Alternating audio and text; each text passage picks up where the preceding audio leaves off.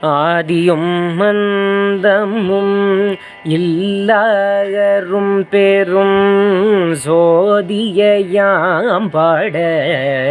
கேட்டையும் வாழ்த்தடங்கன் மாதேவலருதியோ வன் செவியோ நின் செவிதான் மாதேவன் வார்கலல்கள் வாழ்த்திய வாழ்த்தோலி போய் வீதி வாய் கேட்டலுமே விம்மி விம்மி மெய் மறந்து போதாரமலின் மேல் நின்றும் புரண்டெங்கன் ஏதேனுமாகள் கிடந்தால் என்னே என்னே ஈதையும் தோழி பரிசேலொரெம்பாவாய்.